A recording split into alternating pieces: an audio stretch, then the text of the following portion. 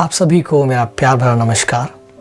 यदि आप मेरे इस चैनल पर नए हैं, फर्स्ट टाइम अगर आप देख रहे हैं तो इस चैनल को ज़रूर सब्सक्राइब कर लीजिए। तो मेरे प्रिय भाइयों बहनों, आज का जो विषय मैं आपसे बात करना चाहता हूँ वो ये है कि सच में ईश्वर कौन है और कितने हैं। मेरे प्रिय भाई बहनों, बहुत से लोग आज के समय में उठ खड़े हैं और वो ये कहते हैं कि लोग धर्म परिवर्तन कर रहे हैं, पर क्या सच में धर्म परिवर्तन नामक कोई शब्द है? क्या सच में धर्म परिवर्तन कोई मायने रखता है? मेरे हिसाब से बिल्कुल भी नहीं। और मैं बताना चाहता हूं आपको कि क्यों। सबसे पहले मैं आपको बता दूं कि बहुत से लोग सत्य को जानते तो हैं, और बहुत से ही नहीं, हर व्यक्ति सत्य को तो जानता है, लेकिन उसको वो मानना नहीं चाहता है ना। जैसे कि आज की दुनिया में बहुत से ऐसे लोग हैं जो कहते हैं कि ईश्वर तो है ही नहीं, है कि नहीं। पर क्या सच में ईश्वर नहीं है? मेरे प्रिय भाइयों बहनों, ईश्वर तो है, और उसके होने का प्रमाण हम देख सकते हैं कि इस धरती पर वायु बह रही है, सूर्य अपना प्रकाश दे रहा है, चांदनी भी अपने प्रकाश को दे रही है, और अन्य ऐसी बहुत सी चीजें हैं। और हम जानते हैं किस प्रकार साइंस हमें बहुत सी बातों को तर्क देता है, किस प्रकार सूर्य मंडल जो हमारा है, जो तारागण है, वो कितना बड़ा है, कितना विशाल है। आपको क्या लगता है, क्या वो एक मनुष्य बना सकता है? बिल्कुल भी नहीं। मनुष्य ऐसा नहीं कर सकता। उसमें ऐसी क्षमता नहीं है कि वो किसी भी चीज को, निर्जीव वस्तु को एक जीव वस्तु बना दे, उसमें सांस को दे दे, और वो देने का काम केवल और केवल एक ईश्वर का है। मेरे प्रिय भाइयों बहनों, मैं आपको बताना चाहता हूं कि ईश्वर किसी धर्म में बांटा नहीं जा सकता, क्योंकि जैसा कि लोग कहते हैं कि लोगों ने धर्म परिवर्तन कर लिया है। आज बहुत से लोग जैसा कि चर्चाओं में है कि बहुत से लोग अपने धर्म को छोड़ करके ईसाई धर्म को अपना रहे हैं। मेरे प्रिय भाई बहनों, मैं आपको एक चीज बताना चाहूंगा। ये जो ईसाईयत नामक धर्म है ना, ये एक्चुअली में सत्यता में ये कोई धर्म नहीं है। जिस प्रकार एक पिता है और उसके 10 पुत्र हैं, और हर एक पुत्र के लिए उसका जो पिता है वो एक ही पिता है, 10 के लिए अलग अलग पिता नहीं हो सकते। और जो उन पुत्रों का जो पिता है, उसको पिता कहना ही धर्म है। तो मेरे प्रिय भाई बहनों, धर्म कैसे बांटा जा सकता है, आप बताएं। अब लोग कहते हैं कि सबका मालिक एक है। आपने सुना होगा, सबने सुना है, और बहुत जगह आपने लिखा हुआ भी देखा होगा कि लिखा है तो सबका मालिक एक है। सब जानते हैं सबका मालिक एक है, लेकिन फिर भी वो उसको मानना नहीं चाहते, वो स्वीकार करना नहीं चाहते कि मालिक सबका एक ही है। और फिर वो कहते हैं कि जी ईश्वर तो एक है, लेकिन उसको अलग अलग नामों से पुकारा जाता है। ऐसा कैसे हो सकता है कि जैसे कि अभी मैंने पिता का उदाहरण दिया, तो पिता के जो 10 बच्चे हैं, कैसा हो सकता है कि एक बेटा उसको पिता बोलेगा, दूसरा बेटा उसको चाचा बोले, तीसरा बेटा मामा बोले, चौथा बेटा फूफा बोले, और अगला बेटा उसको अलग नाम से पुकार रहा है? क्या ऐसा हो सकता है? मेरे प्रिय भाई बहनों, ये संभव नहीं है। और यदि कोई पुत्र अपने ही पिता को किसी दूसरे नाम से पुकार रहा है, इसका मतलब है कि वो नहीं जानता कि उसका पिता कौन है। यदि वो जानता तो उसको अपना पिता ही कहता, उसको दूसरे नाम से वो पुकार नहीं सकता। मेरे प्रिय भाई बहनों, मैं आपको बताना चाहूंगा, जो ईसाईयत जो नाम का धर्म का जो नाम है, जो ईसाईयत है, ये उन लोगों को दिया गया जिन लोगों ने यीशु मसीह को देख करके, उनकी शिक्षाओं को सुन करके उनके पीछे चलने का निर्णय लिया। और जैसा कि पवित्र शास्त्र बताती है कि यीशु मसीह ने कहा कि सत्य, मार्ग और जीवन मैं ही हूं, बिना मेरे द्वारा कोई पिता के पास नहीं पहुंच सकता। और जब हम पवित्र शास्त्र के सबसे पहले पन्ने पर सबसे पहला जो वाक्य जब हम पढ़ते हैं तो उसमें लिखा है कि आदि में परमेश्वर ने आकाश और पृथ्वी की रचना की। मेरे प्रिय भाई बहनों, आदि यानी कि शुरुआत में जब कुछ भी नहीं था, शुरुआत में परमेश्वर ने आकाश की, पृथ्वी की रचना की और साथ ही उसने पूरे संसार को बनाया। तो बनाने वाला कौन? एक ही है, जिसका नाम है परमेश्वर, जिसका नाम है यहोवा। मेरे प्रिय भाई बहनों, मैं आपको बताना चाहता हूं कि यहोवा जो है वो किसी भी धर्म में बांटा नहीं जा सकता, क्योंकि वो हर एक वस्तु का पिता है। उसी ने जीव जंतु को बनाया, उसी ने जानवरों को बनाया, उसी ने पेड़ पौधों को बनाया। बाइबल बताती है कि उसके शब्द के द्वारा ही सब कुछ बन गया। उसने कहा पेड़ हो जाए तो पेड़ हो गया, उसने कहा समुद्र हो जाए, उसने बोला समुद्र में मछलियां हो जाए, मछलियां हो गई। उसने कहा सूर्य हो जाए, सूर्य हो गया। उसने कहा चंद्रमा हो जाए, चंद्रमा बन गया। उसने कहा कि आकाश मंडल में तारेगण हो जाए, तारागण हो गया। लेकिन मेरे प्रिय भाई बहनों, जब बात आती है मनुष्य को बनाने की, तो यहोवा ने अपने शब्द को बोल करके नहीं बनाया, परंतु उसने, बाइबल बताती है कि उसने अपनी समानता में मनुष्य को बनाया। उसने मिट्टी ली, जमीन, इस पृथ्वी की धूल को इकट्ठा किया, उसको गूंथा और उसको अपने आकार में बना करके खड़ा किया। इसलिए नहीं कि वो अपनी एक अलग जाति को क्रिएट कर ले, अपना एक नया भगवान को बना ले, क्योंकि यहोवा ने उसको बनाया है तो वो उसका पुत्र हुआ। और आपको और हमें समझने की जरूरत है कि जिस ईश्वर ने हमको बनाया है, मेरे प्रिय भाई बहनों, वही तो हमारा पिता हुआ ना। तो 1000 पिता कैसे हो सकते हैं, 10 पिता कैसे हो सकते हैं? एक ही पिता हो सकता है जिसने आपको और हमें जीवन दिया है। और उस यहोवा का नाम जब आप पैदा होते हैं तो सबसे पहला जो आप शब्द बोलते हैं वो उस यहोवा का ही है। जब आप मरने जाएंगे और मृत्युशैया पर जब आपका आखिरी शब्द होगा वो भी यहोवा का ही होगा, क्योंकि आपको पता है ये जो सांस हम ले रहे हैं ये किसने दिया आपको? उस यहोवा ने ही दिया है। क्योंकि जब ये जो शरीर है, ये जो मिट्टी का शरीर है, अगर इसके अंदर ये जो प्राण है अगर ये निकल जाए तो मैं नहीं रहूंगा, आप नहीं रहेंगे, परंतु आप एक मृतक शरीर में परिवर्तन हो जाएंगे। मैं एक मृतक शरीर में परिवर्तित हो जाऊंगा। जब तक मेरे अंदर सांस है तब तक मेरा नाम अभिषेक कहलाया जाएगा और मुझे लोग अभिषेक कहेंगे कि हाँ भाई ये अभिषेक है। परंतु जैसे ही मेरे अंदर से प्राण निकल जाएगा तो कोई मुझे ये नहीं कहेगा कि ये अभिषेक है, परंतु ये कहेगा कि मृतक शव है, एक मिट्टी है। तो मेरे प्रिय भाई बहनों, मैं आपको बताना चाहूंगा किस प्रकार परमेश्वर ने आपके और मेरे अंदर अपने नाम को पहले से ही प्रीफिक्स किया है, जो आज तक किसी ने जानने की कोशिश नहीं की। और मैं आपको बताना चाहूंगा जिस तरीके जब आप पैदा होते हैं तो सबसे पहला क्या शब्द निकलता है? सबसे पहला आपकी बॉडी में क्या होता है हलचल? आप सांस लेते हैं, आप सांस को छोड़ते हैं, है कि नहीं? और जब आप मरेंगे भी तो उस समय भी आप क्या करेंगे? आप सांस को लेंगे और आप सांस को छोड़ देंगे, है कि नहीं? जब आप पैदा होंगे तो आप सबसे पहला काम करेंगे सांस लेना फिर छोड़ना, लेकिन जब आप मरेंगे तो आप लास्ट और आखिरी काम क्या करेंगे? सांस लेकर के सांस छोड़ देंगे। और जो सांस है वो परमेश्वर के पास, जो यहोवा के पास है, वो फिर मिल जाएगा। और मैं आपको बताना चाहूँगा किस प्रकार यहोवा ने अपने नाम को आपके अंदर पहले से प्रीफिक्स किया है।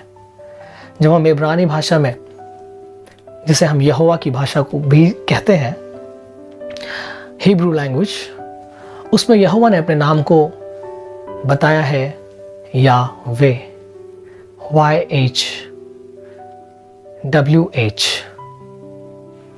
है ना। इसमें कोई वावल्स नहीं है और इसको बोलने के लिए भी आपको आपको जुबान की भी ज़रूरत नहीं है। सो YHWH, इट्स यावे। जब आप इसको ध्यान से देखते हैं और मेडिटेट करके जब इसको आप सोचते हैं तो आप पाते हैं कि एक शब्द है, जैसे कि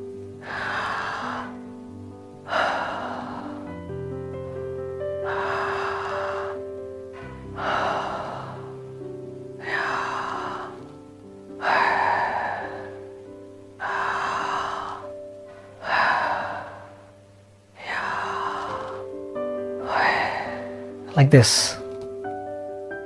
जब आप पैदा होते हैं तो आप इसी प्रक्रिया को सबसे पहले करते हैं, और जब आप मरने वाले होते हैं तभी भी आप सबसे लास्ट और आखिरी काम यही करते हैं। आप किसी का भी शब्द ले लीजिए, लेकिन शब्द लेने के बाद आखिरी काम आपका यही होगा, और यह है पवित्र पवित्र पवित्र सेनाओं के यहोवा का नाम। मेरे प्रिय भाई बहनों, लोग कुछ भी कहे, लेकिन जिसने एक बार सत्य को जान लिया ना, वो कभी पीछे मुड़ के नहीं देख सकता, क्योंकि वो जो सत्य है वो आपको मार्ग भी दिखाता है और आपको जीवन भी प्रदान करता है, जिसका नाम है यीशु मसीह। अब बहुत से लोग कहते हैं कि अरे वो तो 2000 साल पहले ही आया, वो कैसे परमेश्वर हो सकता है, वो तो खुद ही परमेश्वर यहोवा को अपना पिता, परमेश्वर को परमेश्वर कहता था, पिता कहता था। लेकिन अगर आप ध्यान से पढ़ेंगे पवित्र शास्त्र को तो उसमें लिखा है, अब यूहन्ना की पत्री को जब आप पढ़ते हैं और अन्य पुस्तकों को पढ़ते हैं तो आपको पुराने नियम में हमेशा बताया गया है कि किस प्रकार एक मसीहा आने वाला है जो इस मानव जाति को उद्धार की ओर लेकर के जाएगा, जो उद्धार करेगा।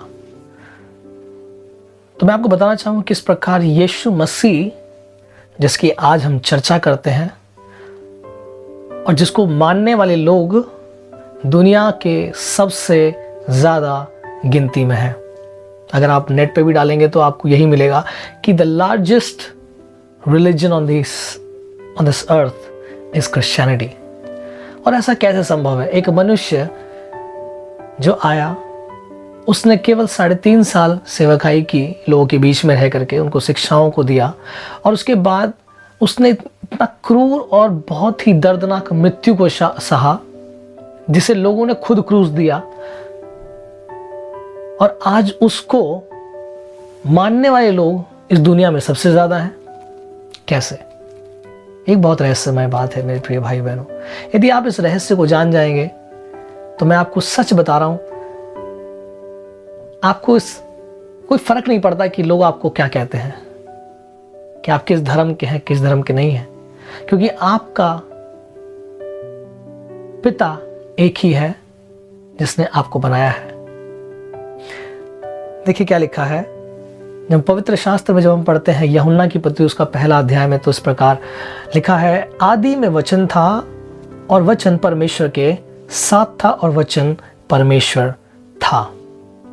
यही आदि में परमेश्वर के साथ था। In the beginning was the word and word was with God and word was God।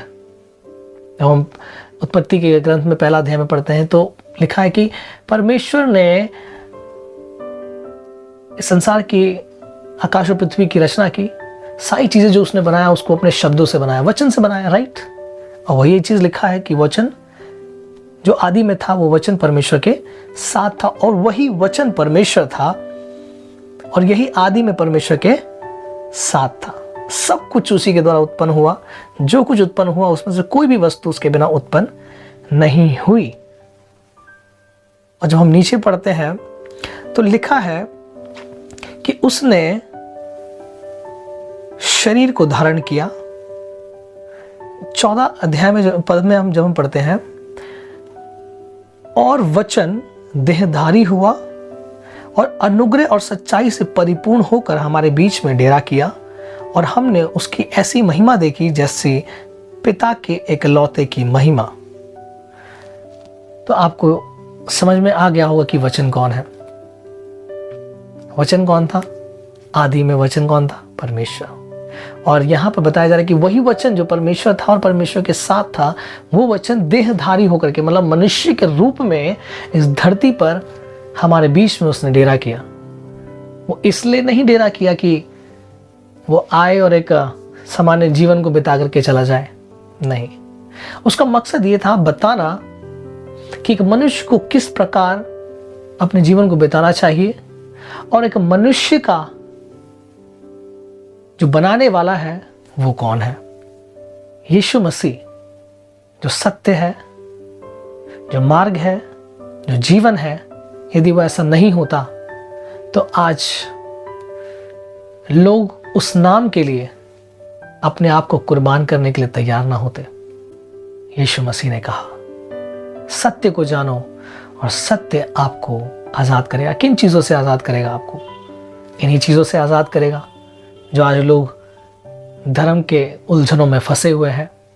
और मैं आपको एक चीज़ और बताना चाहूँगा कि आजकल लोग कहते हैं कि हमको धर्म की रक्षा करनी है। और मैं आपसे एक प्रश्न पूछना चाहूँगा, क्या जिस ईश्वर को आप मानते हैं, जिसकी आप उपासना करते हैं, क्या वो ईश्वर इतना कमज़ोर है कि उसको अपनी रक्षा करने के लिए आप जैसे घास के समान मनुष्य की ज़रूरत पड़ेगी?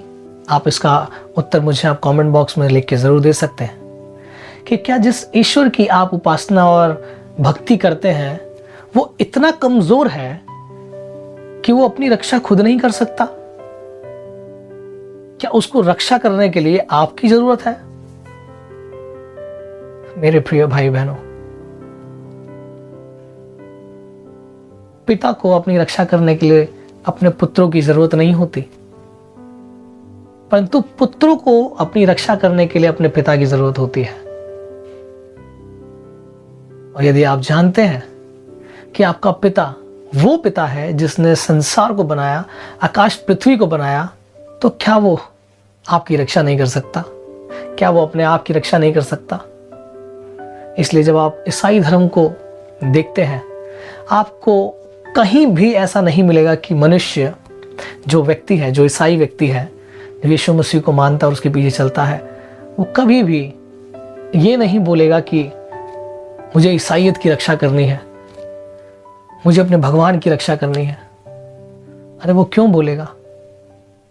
क्योंकि उसका पिता सर्वशक्तिमान है, वो इतना सामर्थी है कि उसके आगे कोई टिक नहीं सकता, उसके आगे कोई भी टिक नहीं सकता। तो मनुष्य तो एक धूल के समान है।